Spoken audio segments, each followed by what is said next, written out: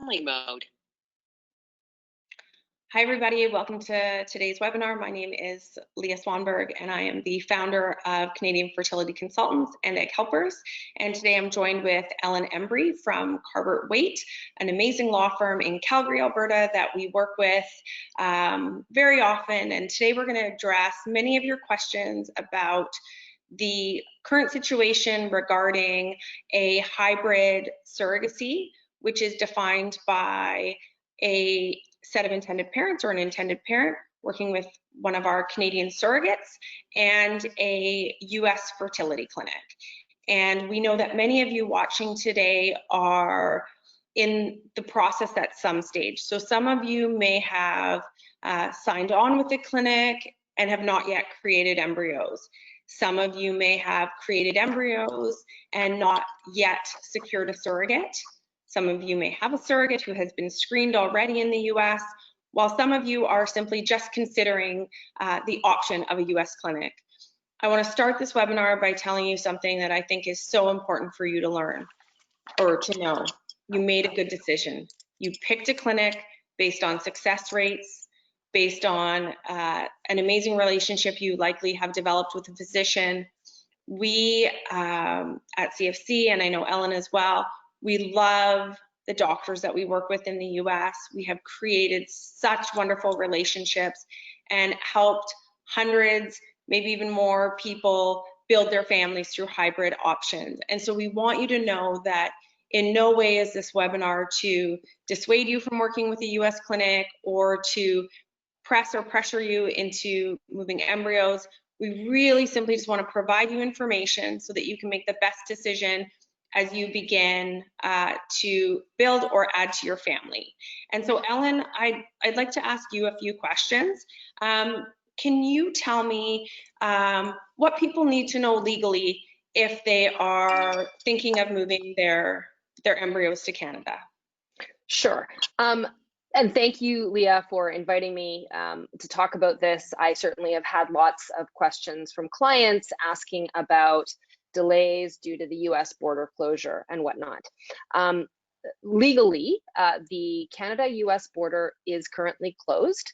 Of course, the border closure went into effect in March, and it's a bit of a crystal ball gazing exercise to find out when it will stop being closed. I will say that having spoken with immigration lawyers, having spoken with other professionals who are probably closer to the issue of cross-border travel, given the current COVID-19 situation in the United States, there is some suggestion that we should be expecting the Canada-US border to be closed for the rest of 2020 and so possibly through to January of 2021. That is a moving target, though. Of course, it is everybody's desire to have the border open as quickly as possible, but there are certainly concerns in Canada about what is happening with COVID-19 in the US, and it's being closely monitored. So I think that, legally from a border closure perspective, that is something that clients need to understand may very well happen, and potentially longer or shorter, but potentially longer. Okay, and have you had clients with surrogates who have traveled across the border even though it's closed? Is that happening right now? So it is happening. We have been able to get surrogates across the border. The limitation is typically there's no companion travel, and the intended parents have to be prepared that the surrogate must quarantine for 2 weeks upon coming back to Canada. 2 weeks of quarantine does not mean that she is living with her family.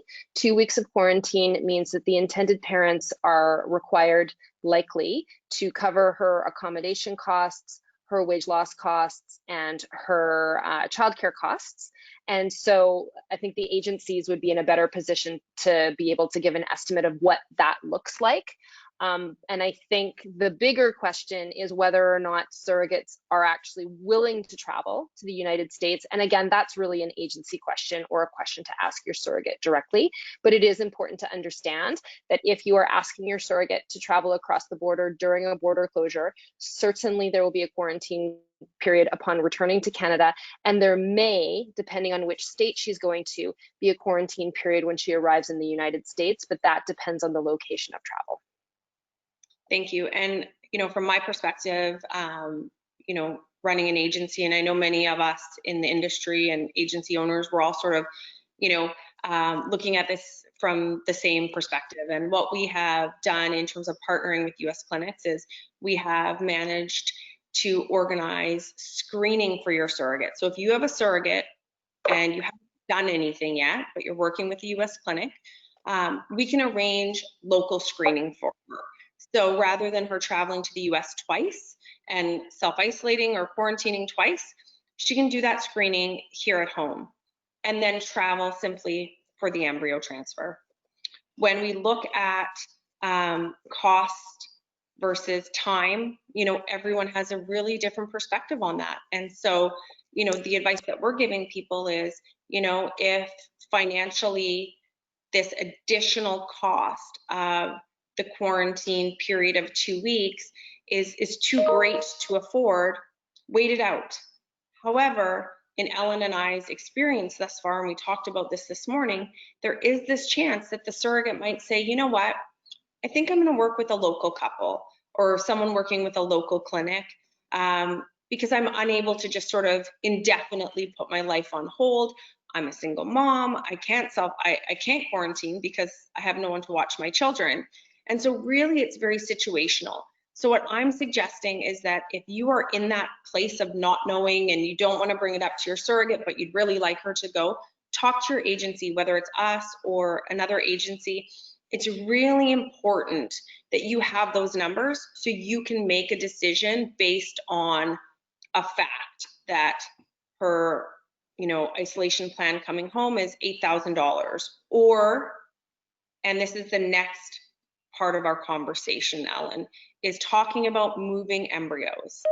And I really want to talk about, we just talked about what the quarantine plan looks like. We want to get that cost. Is it $5,000 or is it $10,000? Because that makes a big difference when you're looking at all of your options. And so today we really want to focus on all of your options. Can I add one thing? One of the other questions that I'm getting from a lot of clients is, well, are there quarantine obligations within Canada? The answer is, for the most part, no. If your surrogate is traveling from British Columbia, Alberta, Manitoba, Ontario, and I think the reality is that most of the inter-Canada travel, the major clinics are all in Ontario or some in British Columbia. Between those jurisdictions, there is no quarantine. And what that means is that if your surrogate is in British Columbia and she flies to Ontario, she's not going to be expected to quarantine on the way back. I live in Alberta. I'm currently in British Columbia on holidays. I have flown to British Columbia. I will be flying back. There will be no quarantine when I go back. And so what I don't want to say, however, is that that is across the board, because there are some provinces in Eastern Canada that will still require a quarantine. If your surrogate leaves, for example, I believe it's Nova Scotia. If she leaves Nova Scotia and she travels to Toronto and comes back, then you're in exactly the same position as you would be in if she was going to the United States. And so one of the other factors you need to consider is, where is your surrogate located? Absolutely. And as you speak to your agency and you look at, what these different scenarios look like, I think it's really important to factor in cost, time, and risk. And when I talk about risk, and I'm going to move to this option of moving your embryos, which many of our clients have been asking us. I have embryos in the US. I have a surrogate who cannot travel to the US or is unable to. So I want to talk about a few categories. And the first one is cost. So we have a quote from a clinic in Canada, and they have said that the cost would be $16,000 to receive the embryos and to do unlimited transfers, screen your surrogate, and provide her medication. Is that US dollars or Canadian dollars? Canadian dollars. So when we look at that, wow, okay, $16,000. You want to weigh that $16,000 against the quarantine cost. You want to weigh those and see which one makes best financial sense, which one makes best sense in terms of timing. If a surrogate could travel to Toronto without quarantine, and she says she's ready to do that tomorrow, versus, you know, I will only travel to the US when COVID is over, you know, really weighing that. The second piece is risk. If you paid your US clinic for a guaranteed cycle, that is non-transferable. And when I say non-transferable, what I mean is, yes, this clinic over here, you can pay and they will do unlimited transfers. However, if it doesn't work, you will not receive back the money that you paid to the US, which is far greater than $16,000 Canadian. So really looking at that and going, you know, I got to get on the phone with the doctor. And when you get on the phone with the doctor, what are your success rates? Do you suggest we send all or half of our embryos? What does unlimited transfers mean? If it doesn't work, will you apply that $16,000 to your guaranteed program and allow me to begin again? In having those answers, you will then be able to, hopefully, with the help of your lawyer, your agency, be able to really start to filter that down into what makes most sense for you. You may have 2 children and be adding to your family and go, you know what, I can wait. I got 2 kids. I'm in a holding pattern in life anyways. You may also say, I don't want a surrogate traveling to the US currently. And this information, we should have said at the beginning, is good for July 27th, 2020 only, as this is a very different situation. However, for some of you, it may not be money, it may not be time, it may be the health of the surrogate and the potential health of your baby, which there are studies all over the place around vertical transmission with COVID and, newborns testing positive. And, there are many, many pieces here. And so I'm really just wanting to talk more big picture. The consultation with the Canadian doctor is free. Ellen can set that up for you. I can set that up for you. But asking those questions, is the $16,000 transferable? I think is really the biggest one for many of us. Ellen, did you want to weigh in on any of that? Yeah, I mean, I think that one of the issues is if this is your first baby and you have embryos in the States and you have a certain amount of embryos in the States, does it make, if you want to move and you aren't prepared to wait, it could be 4 months, it could be longer. We just don't know when this situation is going to end.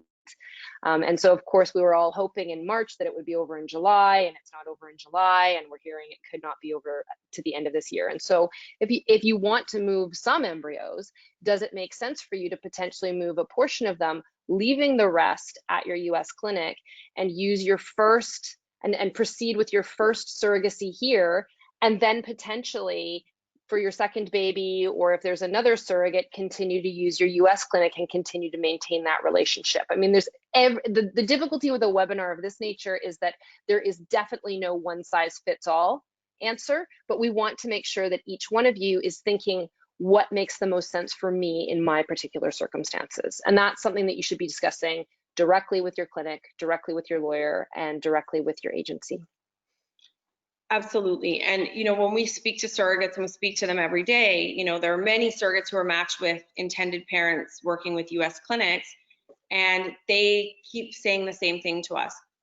My intended parents aren't really talking about this. They're hinting, they're nervous, they're unsure. Please reach out. We want to coach you on how to have a conversation that makes sense. And a conversation that makes sense is one in which you are working backward. What is the outcome or the goal that you have in mind? And then how to work that backwards, and how to set that intention early on in the call.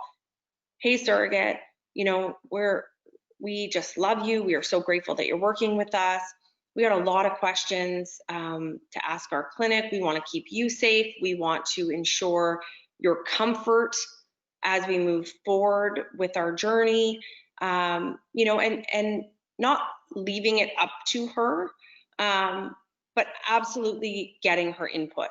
Because you may say you want to work with the US clinic, and she may say no way. And is there a middle ground there, or do we need to break the match and move on?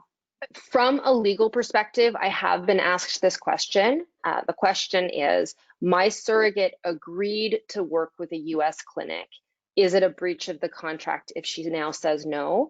And my opinion is that in the world of COVID, it is absolutely not a breach of the contract for her to say, no, things have changed dramatically. I am no longer comfortable flying to the United States. You are in no way going to be able to force her to fly to the United States.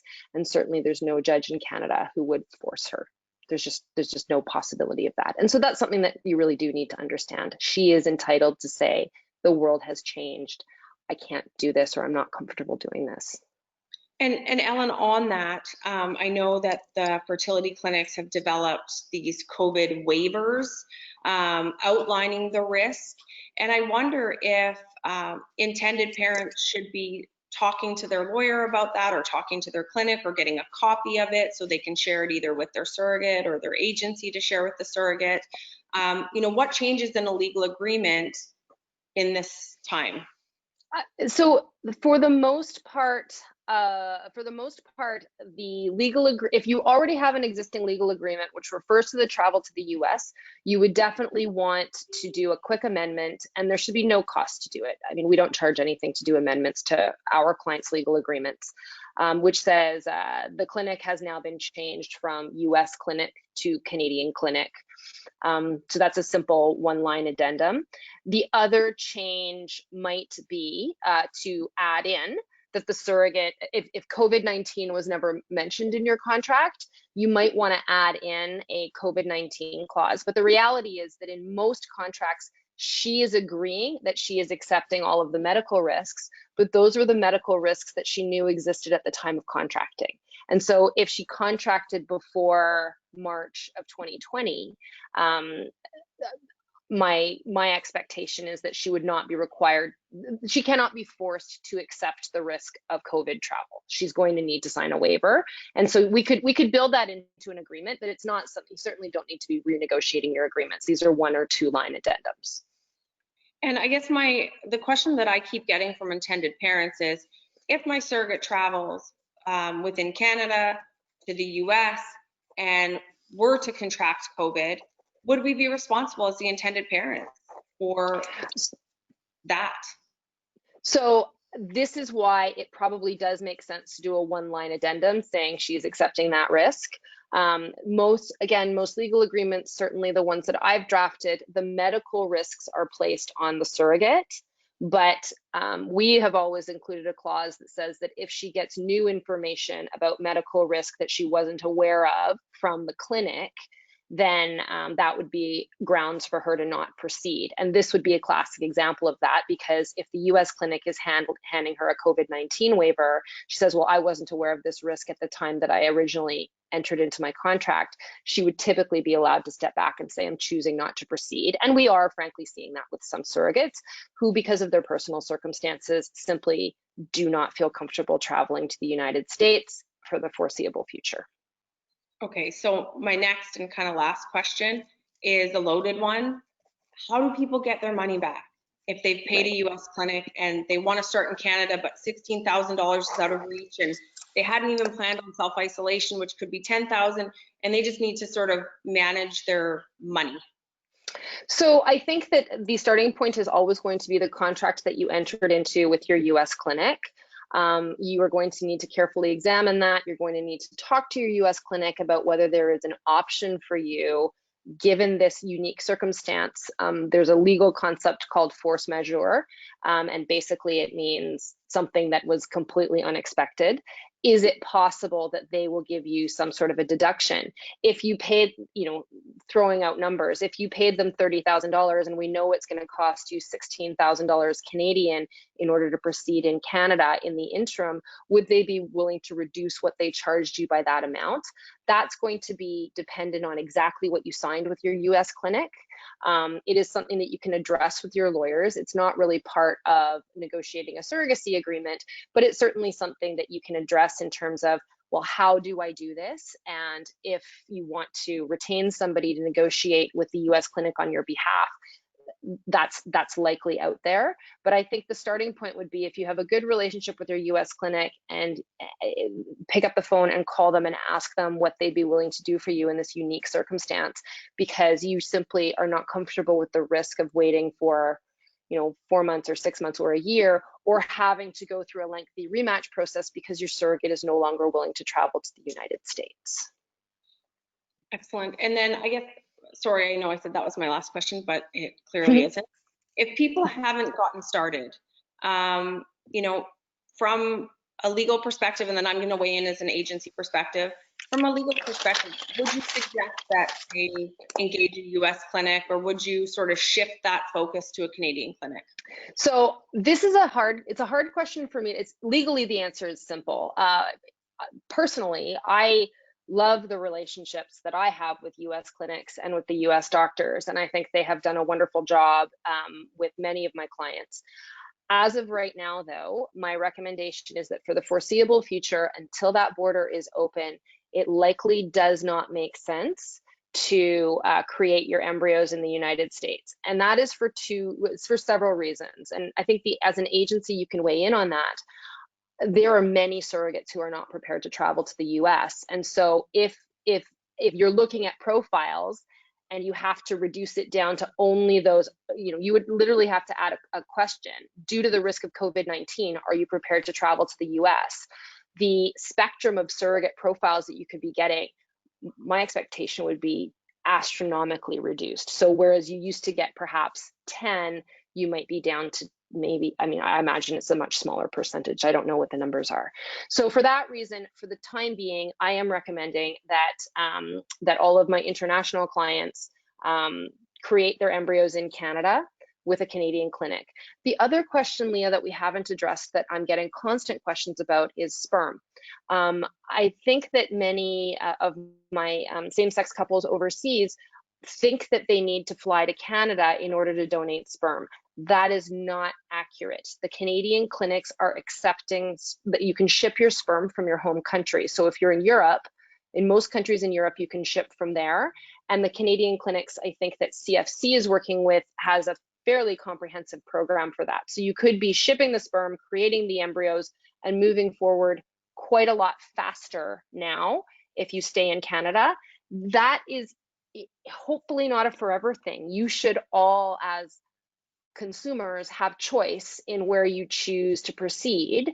And hopefully there'll be a vaccine, and hopefully this thing will shut down, and hopefully we'll be in a position where we can be flying numerous surrogates across the border next year. But for right now, if you've been waiting a long time and you haven't created your embryos yet, I think your least risky method of proceeding is to create your embryos in Canada and use a Canadian clinic for now. Absolutely. And so we have had many clients who have either paid a deposit to a US clinic or made a verbal commitment to a US clinic. If you are one of those people and you would like information on a Canadian clinic with an option to ship your sperm and have your blood work done in your home country, whether that's overseas or wherever in the world you are, we can absolutely help you with that. And so if you are watching this video and any of these pieces stick out to you, please reach out to myself, reach out to Ellen. We will be including our contact details in the email that goes out with this webinar. And we just so appreciate you joining us today. Thank you so much for being a part of this today. Thanks very much. And I think certainly on behalf of me, my legal team, we really do appreciate that this has thrown an extra layer of complexity into what is already sometimes a scary journey. And so we want to make sure that you feel supported, that you feel looked after, that you feel like your questions are answered. So please don't hesitate to reach out to us. Absolutely. Thank you so much. Thank you.